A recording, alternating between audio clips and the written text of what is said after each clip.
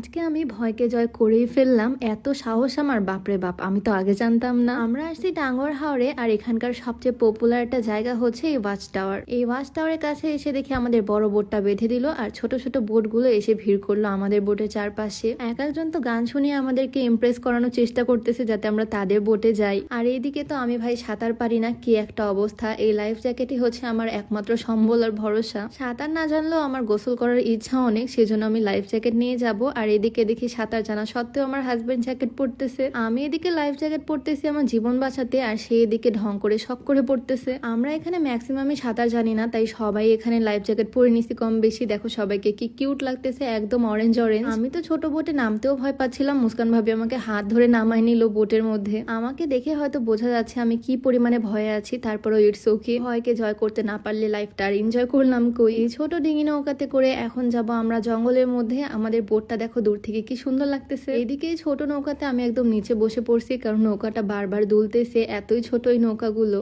এইদিকে আমাদের মতো আরো অনেক ছোট ছোট হাউস বোট নিয়ে আসছে অনেকেই। এই ওয়াচ টাওয়ারের জায়গাটাতে এসে সবাই কম বেশি এনজয় করে যারা হাওড়ে আসে। আমি সাঁতার জানি না তো কি হয়েছে, এনজয় করতে কেন পিছিয়ে থাকবো বলো। একটু দূরে এসে দেখি এখানে অনেক গাছগাছালি, মনে হচ্ছে এই জায়গাটা রাতারগুলো চলে আসছি। আর এদিকে সাঁতারুরা তাদের সাহস দেখাচ্ছে আমাকে, ওরা আগে আগে পানিতে নেমে এনজয় করা শুরু করে দিছে। আর একটা ইন্টারেস্টিং জিনিস দেখলাম এখানে এসে, এই নৌকার মধ্যেই দোকান। মানে এই বোট গুলো হচ্ছে স্ন্যাক্স এর বোট, আমাদের মতো যারা গোসল করতে আসবে তারা কিনে কিনে খাবে এই জিনিসগুলো। আমি এদিকে কোন রকম পা ডুবাচ্ছি পানিতে, হাওড়ের ঠান্ডা পানি। আর আমার হাজবেন্ড এসে টানাটানি শুরু করে দিছে, সে নাকি রাসেল ভাইপার, সে আমাকে ছবল মারতেছে ওখান থেকে। আর তোমাদের যাতে চুল নিয়ে চিন্তা, তোমরা চাইলে হেয়ার কেয়ারের জন্য এই কম্বোটা ট্রাই করতে পারো। এটা টোটালি একটা অর্গানিক হেয়ার কেয়ার কম্বো। এখানে থাকছে একটা অর্গানিক হেয়ার অয়েল। এই তেলে যে উপাদানগুলো ব্যবহার করা হয়েছে প্রত্যেকটাই প্রাকৃতিক উপাদান, বাহির থেকে দেখলেই বোঝা যাচ্ছে একদম অর্গানিক উপায় তৈরি। আর এই হেয়ার অয়েলটা ইউজ করার মাধ্যমে চুল পড়া কমে যাবে, চুলের সকল সমস্যার সমাধান করবে। আর এই হেয়ার প্যাকটা হচ্ছে চুলের প্রোটিন প্যাক, যেটা চুলে পুষ্টি যোগাবে, চুলটাকে হেলদি করবে, শাইনি করবে। তো এই হেয়ার কেয়ার কম্বোটা তোমরা পেয়ে যাচ্ছ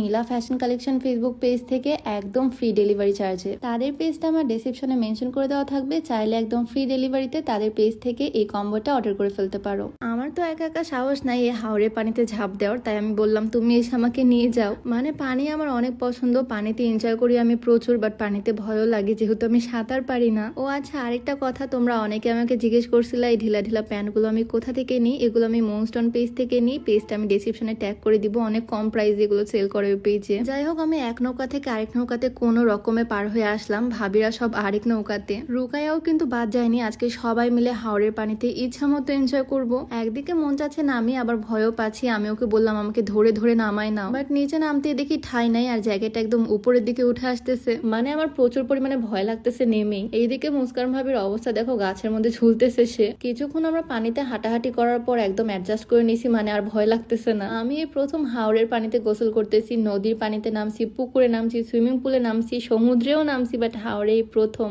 আর সবাই মিলে আজকে আসছি, তাই মজাও হচ্ছে প্রচুর। ঠান্ডা ঠান্ডা পানির মধ্যে গরম গরম চা নিয়ে নিছি সবাই মিলে। ভিডিওতে দেখতাম সবাই অনেক এনজয় করে এই জায়গাটা, বাট আমরা আসছি সব ভালোবাসার মানুষদের সাথে, মানে সবাই মিলে গ্রুপ করে একসাথে আসছি, তাই আমরা একটু বেশি মজা করতেছি আজকে। কে কাকে লাথি দিয়েছে, কাকে কে ধাক্কা মারতেছে তার কোনো ঠিক ঠিকানা নাই। আমরা প্রায় 1 ঘন্টার মতো এখানে পানির মধ্যে ঝাপাঝাপি করছি, বাট যখন বোটে ওঠার পালা তখন আর আমি নৌকার মধ্যে উঠতে পারতেছি না। কোন রকমে গাছের উপরে উঠে দেন আমি নৌকার মধ্যে উঠে বসলাম। নামাটা সহজে ছিল, বাট ওঠার সময় আমি প্রচুর পরিমাণে ভয় পাচ্ছিলাম, পিছলে গেলে একদম গাছের গুড়ির সাথে লেগে হাত পা কেটে যাবে। এই হাওরটা আসলে এতই বড়, চারিপাশে যেদিকে তাকাই সেদিকেই পানি, মনে হয় আমাকে সমুদ্রের মাঝখানে এসে রেখে দিছে। এই জন্যই নামতে প্রচুর ভয় পাচ্ছিলাম, কিন্তু লাইফে এত ভয় পেলে আর এনজয় করবো কিভাবে বলো। তো আজকে ভয়কে জয় করে ভীষণ এনজয় করলাম। ভিডিওতে কতটুকু শেয়ার করতে পারছি জানি না, কেমন লাগলো আজকের ভিডিও অবশ্যই কমেন্টে জানিও। তো সবাই ভালো থাকো, দেখা হচ্ছে নেক্সট ভিডিওতে। আল্লাহ হাফেজ।